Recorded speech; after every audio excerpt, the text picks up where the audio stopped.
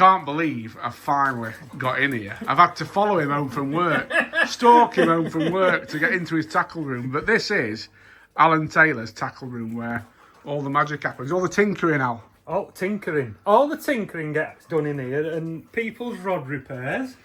I ain't got any. I've got one to do up there. I've got to make a bolo rod up for somebody. All right. But he wants it specially doing where he wants eyes putting in between the eyes. Oh, wow. So I've got to take all the... Well, it hasn't actually got any eyes on it, but usually you have to take all the eyes off a bolo rod. Then I've got to get bits of carbon, like these up here, and cut them into little strips to fit halfway down sections. Like sleeves almost. All sleeves, so all the rings then... Flipping. There's all this as well. This up here, I haven't even seen all this. Rods, reels... And yeah. What's in these then? What's in all these? This one has got me winter clothing in. Ah. Just bits and pieces. All my batteries for my electric clothing, look. Nice. Very organised, by the way. Oh, yeah. This is all my rod repairing stuff. And a few bits and pieces. Nice. But most of my rod repairing stuff, all bits of rods and what I chop up and make off. I've got a few reels in that one. Just a few. That one's got a few floats and a few freezers in. And a few up boxes, look. Lovely. What we got in this one? Oh, these are boarding stuff. These are like tools. Yeah. Don't need them. These, I'll tell you something about these metal Filing cabinets. They make the best setup you can have for all your fishing tackle, because you can have it all organised. If you want to be really posh, you could write on the what's in them and what have you. But you know, like storing ground bait and that. Yeah. Mouse proof. Ah, for all your bags of ground bait. And like in this one, there's some crap in that one. But then we've got some ground bait, and they never ever get in it. Of course. So we've got ground bait. We've got like pellets and emps and bits and pieces in that one. We've got a Labrador, one of them. Oh, we've got another one. Look, 2 Labradors. Few spare bait tubs. Brilliant. That one's just got pop-ups and more up-length boxes in it and bits of crap. It's a right setup, mate. Well, the thing is, Tom, this is all I've done all my life. Yeah. I've done this since I was 16-year-old, so that's my fishing tackle. I've just took it all out of the van because we've been away with dogs. So that's all my fishing tackle. I don't keep it in my van as such, but I've took it all out this weekend because we've been away. And I'm tinkering with me trolley. I tell you what I love about you, mate. You're a bit like me. You're a multi-brander, aren't you? Oh, you know, you'll mix it up, don't you? I don't care what I use as long as it works. It's the best. It don't matter what make it is, because that don't catch you any fish, does it? No, of course not. And I'm not into being. I like everything to work, but it don't have to be clean. Yeah.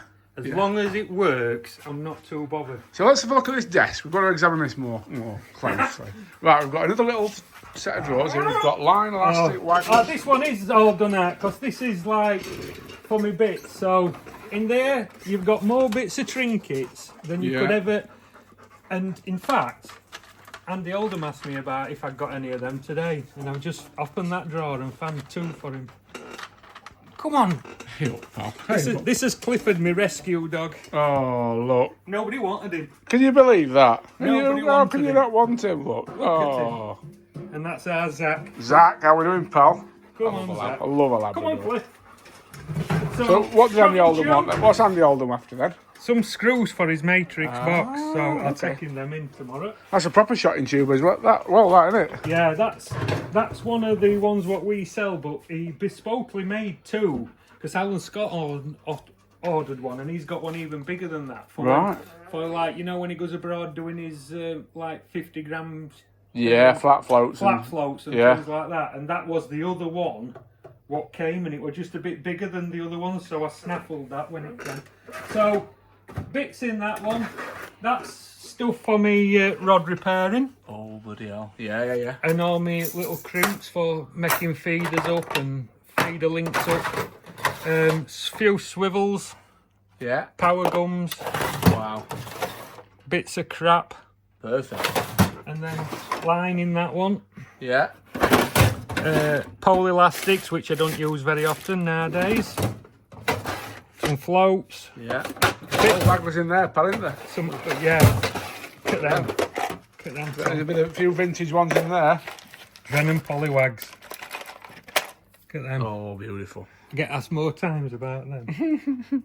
And these ones, they're a bloke made them. That float there is probably 35-year-old, and I think the chap's name was John McCarthy from London, Right. or down that area, and he used to make the best handmade wagglers.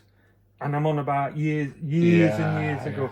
There some of his Seth Polywags. Look at these. Tom Pickering. Oh, flipping heck, yeah. Tom Pickering, 3 treble A. That's when I nearly got him sacked from World Champs then, when I told him Cleggy hadn't made them for him. Yeah, I remember you telling that story. So yeah, there's some proper old Drake. That's 30-year-old. Flipping heck. That's an old float. It's a great setup, isn't it? So what's in the desk drawers then? Desk drawers. Well, this is you know my little gizmos I like. Yeah. This is one of my favourite ones. This. Right. This is a rod tip eye. Yeah. With an hole drilled into that cupboard and super glued in. Yeah.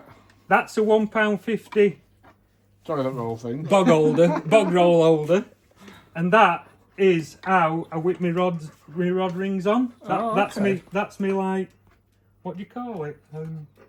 That's my setup for doing my rod rings. Rig, is that what you call it? What do you call it? They have a proper name for them, don't they? But I don't know. Hooks, plenty of hooks. Hooks and all my different things for making Different hook lengths. Different hook lengths, and for different hook boxes, because they're not all the same. Of course. Your old original Preston ones are in centimetres.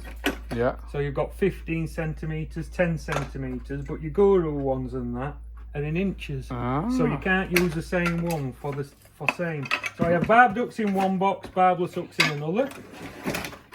That's that one. This one has my rig lines in. Shot. So that goes on there. When you're making your rigs up. When we're making my rigs up, we 8s, 9s. Ballabinis, are they ballabinis? They're all ballabinis. Beautiful. Then I have this one what I've set up for doing all my Olivettes, look. Oh, that's lovely as well. 0.3, 0.4, alt sizes written on them. So whatever they are, I'll mix and match different ones, but they're all that one's got some more bits of shot in. Ah, yeah. Lever Piombo. Export sizes, do we call them, for abroad? Something like that? Irish Irish rigs. So in this one there, this one's got me rod rings in and shrink tubes and that. I'm a stickler. I don't like chucking out away. Look at this dog as well. He's great, isn't he? He's into it. These are all eyes I've took off rods. Oh, wow. So I save them all. So when somebody wants a rod ring just like whipping back onto the rod, Yeah. I can near enough match them up to the same ones. Ah, I got you. Instead of chucking a tip away what's broke, which is redundant really, Yeah. I can make things out of it by recycling the rod Makes rings. sense, doesn't it? End eyes, and look at that. God knows how much should be in there. Bloody hell. How much money's in there? Frightening. Look at that. That was just what I've took off rods. Terrifying. But if you had to go buy all them, Thousands, mate. I'd hate to think. Yeah. I'd hate to think. I've got another one with them somewhere. Oh, like that one there, look, this one's with float rings in, for float rods. Look at them.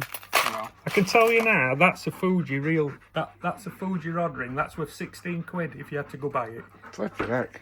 That on its own, that is 16 They're all quid. well in there. And there's all them different ones in there. So let me ask you a bit more about this rod repair thing, because it's not something we really push, but so No. you will mend rods for people if they want them. Yeah. Language. It's my. I've never been good at anything in my life, Tom. I can't use half of them tools what are on there.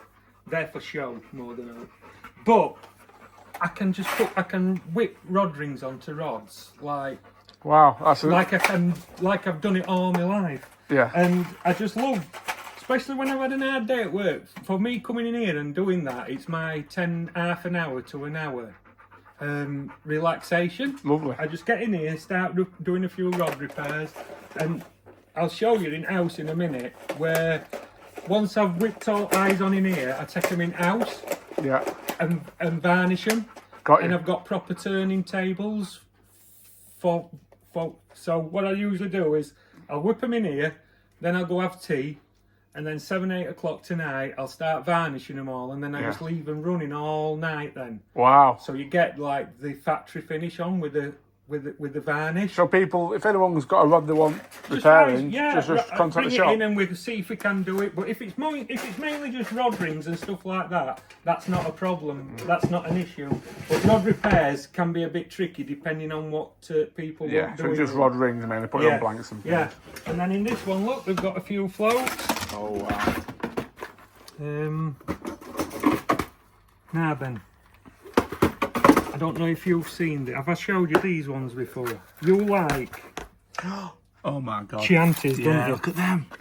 There's some proper vintage in there. Right. That. What's that? Is that a Trabuco? That's a Trabuco, that one. Oh, that's an imposter. I've got in here him. He is the original Chianti. The original. That is the original one, that one. Wow. That is the first ones what were ever made that. You can have him. No, I can't. I couldn't take him off you. That's like. No, you can have him. That's yours for coming Wow. over here tonight. Wow. But that is that is gold, basically in fisherman's terms. It is, isn't it? Look at that. That's over 30-year-old. Probably nearly 40-year-old. That is one of the first floats that Dave Preston ever made. Could be older than me. That. It could. That probably is older than you. That. Tom. Wow, that's a real gift. That. Thank you, mate. Well, that is a proper. I don't know whether I dare fish with it. I want to fish That's with one, it. I know. I think with that blue ring on it. Flipping it, yeah. Yeah, because this one's got the blue and that one's got the white, yeah. Yeah, and then that's one's what came out next. There, I've got a few of them ones, You yeah. like them ones, don't you? And them ones, that's a Trabuco. Ah. That's an old float as well, but very, very similar to what you use. Wow, that's amazing. Well, thank you for that. Well, that is a fascinating insight into this room. Some more old Preston floats and Drennan floats in this box. Look at them. They're original Preston. Oh, I remember them. Little dibbers. In line as well, 30 years ago. Yeah. When everybody thinks they're new now. Drennan squats. Original ones. They're lovely, aren't they? Yeah. Drennan chops. That's his original chop float. Wow. Float for chop worm fishing. Look at these. These are Dave Harrell MAP ones. Them some of the first ones that Dave Harrell ever made. Wow. And they're beautiful. Them for fishing on shallow canals. That's and incredible, isn't it? What a collection. Milo pole sticks. 30. They're over 30-year-old. Them original carbos. Drennan carbo. Lovely. Absolutely incredible. What a collection. Well, we're going to be doing a couple more videos in here. This is just like heaven to me, this. Like a little fishing tackle empire. So thanks for letting us in, Al. And, just don't show it our last because she don't know half of what's in here. brilliant.